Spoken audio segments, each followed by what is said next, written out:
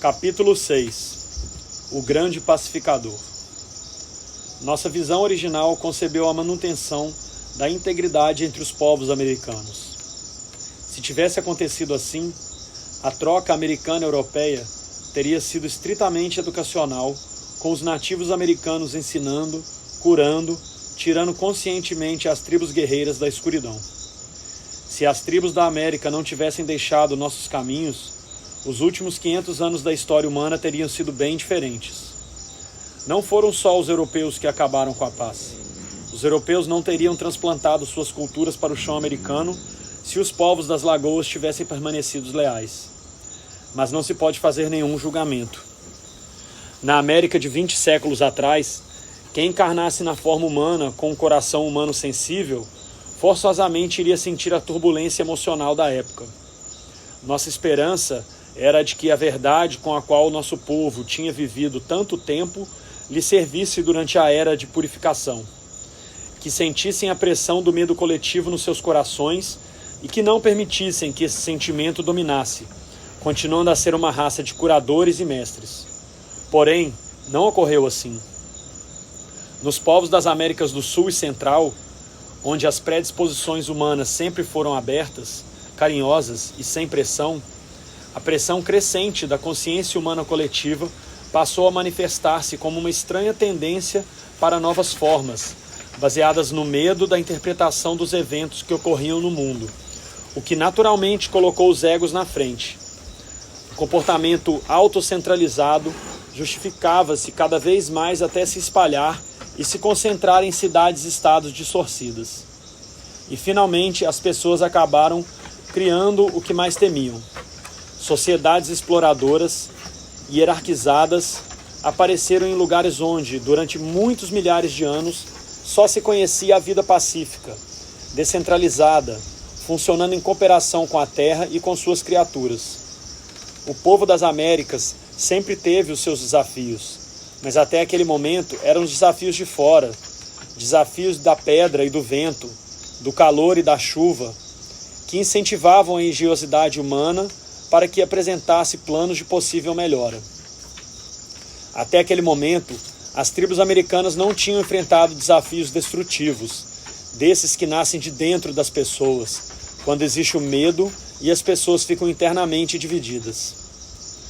Uma vez que os povos das tribos pássaro perderam o contato com seus espíritos eternos, tornaram-se tão responsáveis pelo que os europeus trouxeram quanto os próprios invasores. Não lhes restou outra escolha senão unirem-se às tribos guerreiras, para que no final todos juntos voltassem a ser conscientes e íntegros. Foi uma hora sombria, mas não sem esperança.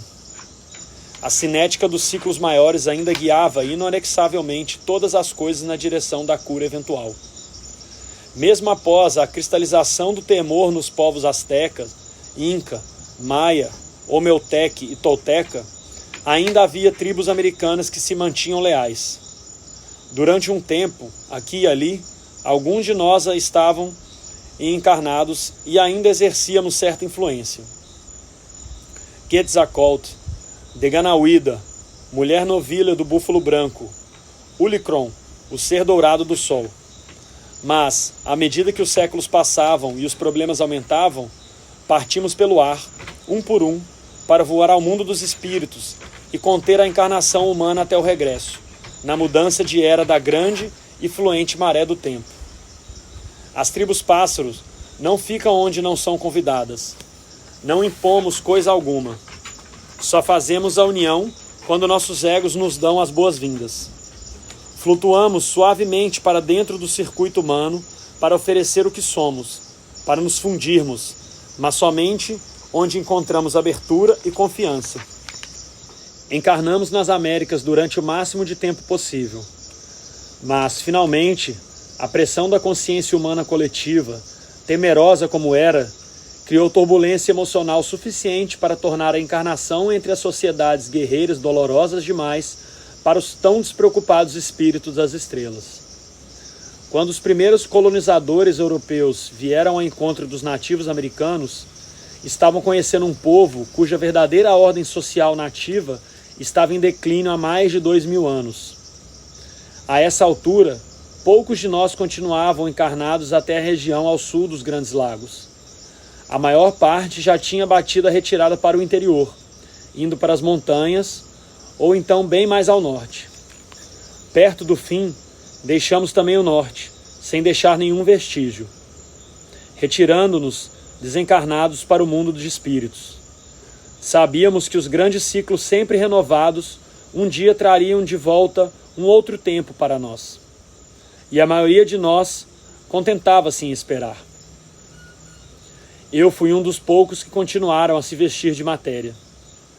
Durante algum tempo, tentei atrair as nações das florestas norte-americanas para uma realidade pré-existente que os Ongohehoe já tinham experimentado.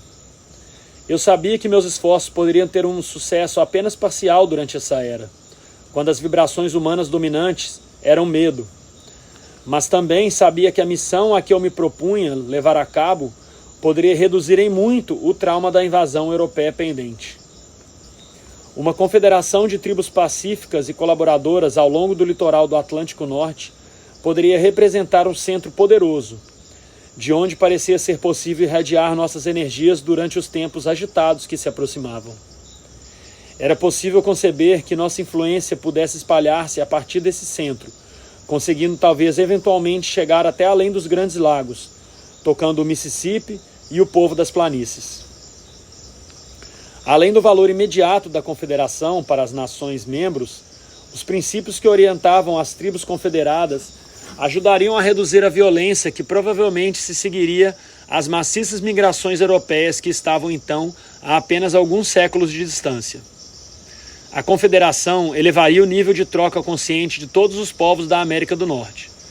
Estabeleceria um precedente na consciência humana, um molde, um padrão que afetaria sutilmente o pensamento humano nas gerações do futuro. Era uma meta digna de ser tentada. Mesmo um sucesso parcial seria a longo prazo de valor substancial. Concentrei minha atenção e preparei minha volta. Fiz o meu espírito planar pelas florestas de Ontário. Numa tribo ao longo da praia do norte do grande mar interior, senti as boas-vindas de uma família forte e valente. Nasci e fui criado segundo os costumes huronianos. Passei a viver numa aldeia dos Hurons. Como aquele que é agora chamado de Grande Pacificador, viajei entre as nações que falavam iroquês. Lembrei-lhes das tribos aladas prontas a ajudá-los. Ensinei-lhes que a guerra nos torna tão selvagem quanto os nossos inimigos e que guerrear por qualquer outra razão que não a de autodefesa é tornar-se aquilo que você mesmo detesta. Foi a mais feroz das tribos do Nordeste que levei minha primeira mensagem, aos Kanien'kehá:ka, povo da Sílica, ou Mohawks, como são chamados hoje. Embora fizessem parte dos descendentes mais distantes das tribos pássaro originais, há muitas gerações conservavam assim mesmo um sentido profundo, interior, rítmico das verdades que eu apresentava. Eu sabia que se os Mohawks concordassem com a paz entre as tribos, seria mais fácil atrair as outras nações iroquesas, pois os Mohawks eram famosos pela sua coragem e habilidade na guerra, e as outras tribos certamente estariam interessadas em qualquer notícia que pudesse ser significativa a seu respeito.